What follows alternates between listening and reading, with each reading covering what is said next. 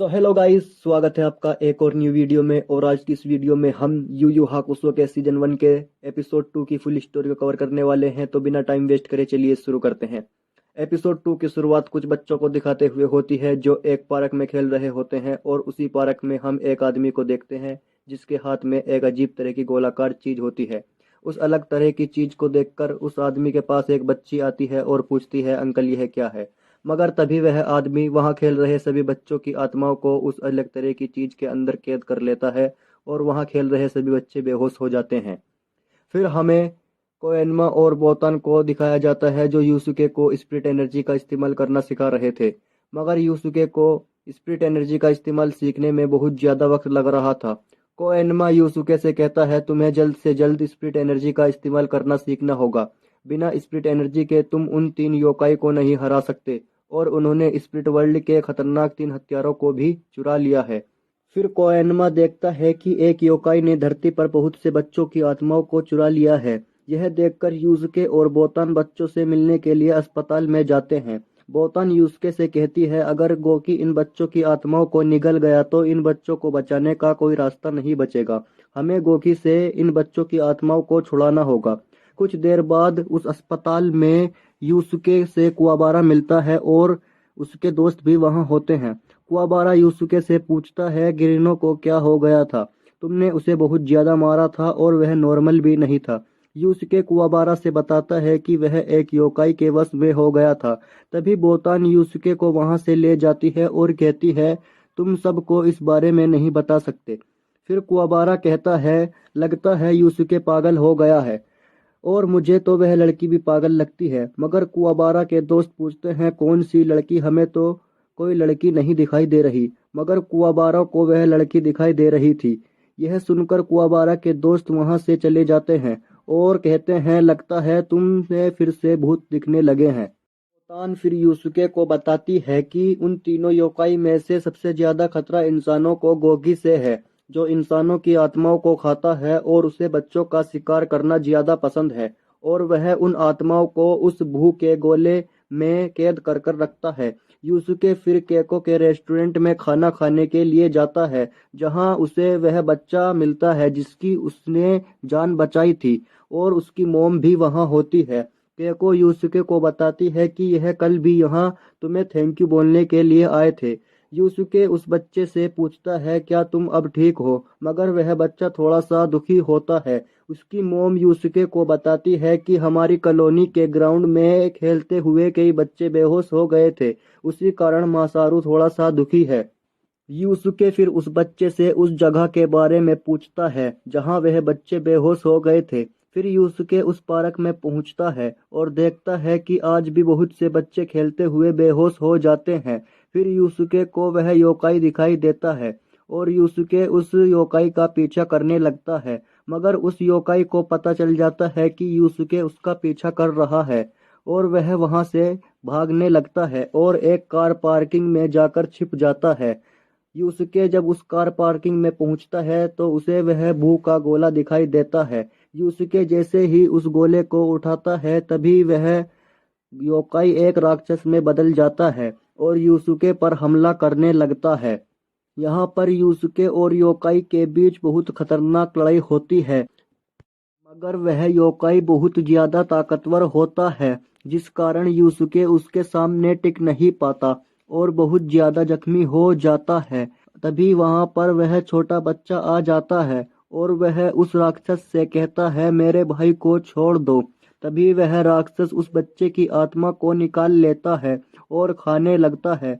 मगर तभी यूसुके अपनी स्पिरिट एनर्जी की गन का इस्तेमाल करके उस योकाई को हरा देता है और हम उस भू के गोले में से बहुत से बच्चों की आत्माओं को निकलते हुए देखते हैं और वह सभी बच्चे फिर से ठीक हो जाते हैं। यह सब कुछ वहां खड़े हुए एक दूसरा योकाई देख रहा होता है। यहाँ से सीन चेंज होता है और हमें उस बड़े बिजनेसमैन को दिखाया जाता है जिसने एक लड़की को कैद कर रखा होता है और वह उस लड़की को टॉर्चर करके रोने पर मजबूर कर रहे होते हैं क्योंकि उस लड़की के आंसुओं से एक चमत्कारी मोती बनता है। वह अपने आदमियों से कहता है, इस लड़की के साथ और सख्ताई दिखाओ और इस मोती को अच्छे दाम में बेचो। फिर हमें कुआबारा को दिखाया जाता है जो यूसुके और बोतान का पीछा कर रहा होता है। यूसुके बोतान से बताता है कि जब मैं गोकी नाम के योकाई से लड़ रहा था तो वह दूसरा योकाई भी वहीं पर मौजूद था, मगर उसने उस योकाई की कोई मदद नहीं की। बोतान यूसुके को बताती है कि कुरुमा एक ऐसा योकाई है जो इंसानों की तरह दिखता है, मगर उसके बारे में मुझे कोई खास जानकारी नहीं है। और उसके पास मिरर ऑफ डार्कनेस भी है जो अच्छी और बुरी दोनों इच्छाओं को पूरा करता है। मिरर ऑफ डार्कनेस केवल पूर्णिमा की रात को ही काम करता है। मुझे ऐसा लगता है कुरुमा सबसे होशियार योकाई है और वह मिरर ऑफ डार्कनेस को पूर्णिमा की रात को इस्तेमाल करेगा। पूर्णिमा की रात होने से पहले हमें कुरुमा से वह मिरर ऑफ डार्कनेस छीनना होगा। इतना कहकर बोतान स्पिरिट वर्ल्ड चली जाती है। फिर यूसुके किसी काम से मार्केट में जाता है, तभी उसे वह योकाई दिखाई देता है और यूसुके उस योकाई का पीछा करने लगता है। मगर उस योकाई को पता चल जाता है कि यूसुके उसका पीछा कर रहा है और वह योकाई एक अस्पताल में पहुंचता है। यूसुके देखता है कि उस अस्पताल में एक बूढ़ी औरत एडमिट होती है।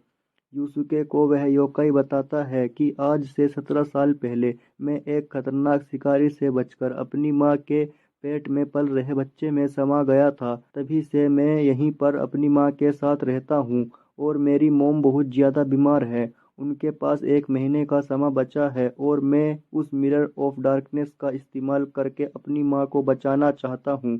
उसके बाद मैं तुम्हें मिरर ऑफ डार्कनेस दे दूंगा। यह सब कुछ कोएनमा और बोतान भी स्पिरिट वर्ल्ड से देख रहे होते हैं। बोतान फिर यूसुके से मिलती है और बताती है कि वह मिरर ऑफ डार्कनेस इच्छा तो पूरी करता है, मगर इसमें इच्छा मांगने वाले की जान चली जाती है। तुम्हें कुरुमा को रोकना होगा। आज पूर्णिमा की रात है और कुरुमा अपनी माँ को बचाने के लिए आज उस मिरर ऑफ डार्कनेस का इस्तेमाल करेगा। यूसुके फिर कुरुमा को बचाने के लिए जाता है, मगर तभी कुआबारा वहां आ जाता है और यूसुके को रोकने लगता है और कहता है, मैं तुम्हें एक योकाई को नहीं बचाने दूंगा। मगर यूसुके कुरुमा को बचाने के लिए अस्पताल में पहुंच जाता है और देखता है कि कुरुमा मिरर ऑफ डार्कनेस के अंदर जा चुका था। यूसुके भी मिरर ऑफ डार्कनेस के अंदर पहुंचता है और कुरुमा से कहता है, तुम अपनी जान नहीं दे सकते। मैं जानता हूँ एक माँ पर बेटे के मर जाने के बाद क्या बीतती है।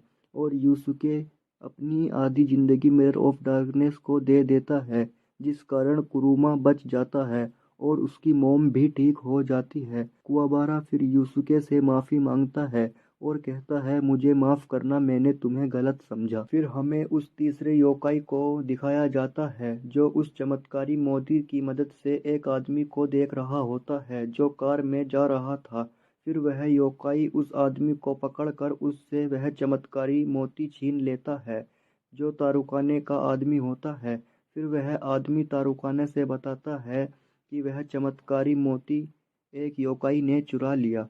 तारुकाने फिर सेकियो को फोन लगाता है और कहता है, किसी योकाई ने मेरा चमत्कारी मोती चुरा लिया। मैं किसी मुसीबत में पड़ना नहीं चाहता और मैं सिंक होल वाली डील भी कैंसिल कर रहा हूँ और उस लड़की को भी तुम्हारे पास भेज रहा हूँ। मगर सेकियो तारुकाने को समझाता है, तुम उस लड़की को मेरे पास भेज दो, मैं तुम्हें तुमसे ज़्यादा चमत्कारी मोती निकाल कर दूंगा और उन्हें चोरी होने से भी बचाऊंगा। फिर हम एक अजीब आदमी को देखते हैं जिसका नाम टोगुरो होता है। सेकियो उस आदमी को एक काम बताता है और इसी के साथ सेकंड एपिसोड ख़त्म हो जाता है।